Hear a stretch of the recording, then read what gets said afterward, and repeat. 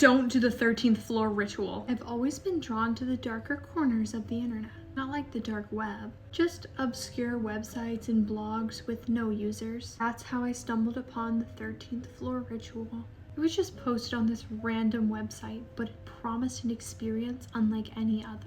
And a promise of good fortune to those who did the ritual correctly. The post read as follows. Greetings, below you will find instructions on how to perform the 13th floor ritual. If you perform the ritual correctly, you'll have good fortune, but at a cost. Some claim they've seen the other side. Others have disappeared without a trace. So, who's brave enough to try? Number 1, you find a building with at least 13 steps. It must have an elevator that can access 13 floors without restriction. Number 2, you must begin the ritual at 1 in the morning. This is one after midnight, also known as the 13th hour. Number 3, enter the elevator alone. If anyone else enters, you have to start over. Number 4, press all the buttons in ascending order, starting at 1 and ending at 13. You must stop on each floor, but do not proceed if it stops on a floor of a button you did not push.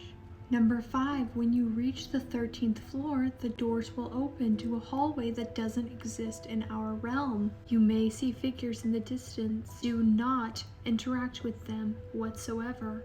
Do not show fear. Number 6, leave an object of personal significance in the hallway. The greater significance to you, the greater your fortune will be in return. This is your offering. Number 7, return to the elevator and do not for any reason turn around. Press the button for the first floor. If the elevator starts ascending for any reason, hit any button to disrupt the ascent. And number 8, exit the elevator immediately once you get to floor 1. Do not look back. Do not go back, ever. If you've made it past the final step, congratulations! You can now begin to experience good fortune. You can thank me later. Regards, M. Called up my buddy Steve. Steve and I go way back. Me and Steve try outlandish internet ceremonies all the time, just to document our experience. Sort of a hobby we've shared since middle school. Everything we had tried prior to this ended unfortunately and unsurprisingly in disappointing results, which is why I wasn't surprised when Steve initially said no to this excursion. Now, me and Steve were both going off to college soon, so I convinced him to join me. I'll pick you up at midnight. We set out to find a building tall enough,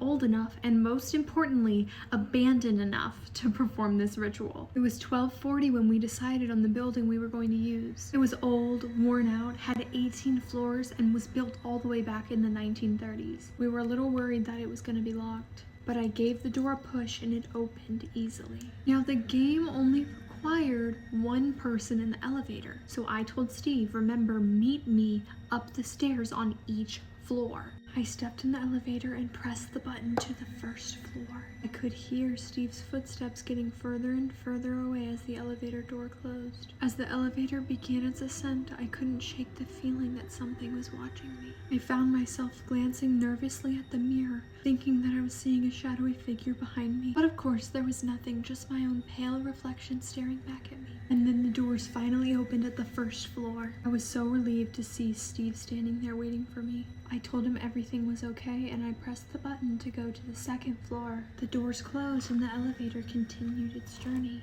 Over and over, we continued this process, me pressing a button, the doors opening, Steve being there. Steve had about a 20-second head start because it took time for the doors to close and then reopen. We continued floor by floor until we reached the 12th floor. I continued floor by floor until I got to the 12th floor. As the doors opened, I fully expected to see Steve standing there, but there was nobody there, just a dark, abandoned hallway. I didn't want to admit it to myself at the time, but I was scared. As I called out for Steve, the feeling of being watched intensified. I could hear my heart beating in my ears, and that's when I heard it. The sound of Steve's footsteps coming down the hallway. He must have passed this floor and started going up to the 13th.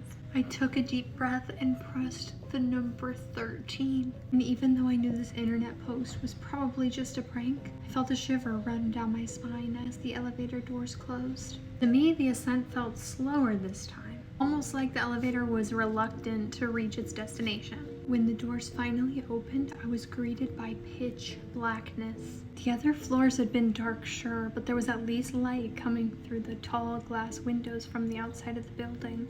and thought this might happen, so I brought a flashlight and I turned it on to see what was in front of me. And even though I was scared, some part of me felt relief that when I turned the flashlight on, in front of me was just a normal looking hallway to an abandoned building. I stepped out of the elevator looking for Steve. I couldn't find him though, so I started looking around. I took a few steps forward. I still couldn't shake that feeling of something watching me. So I reached into my pocket and I pulled out a pocket watch that I set on the floor.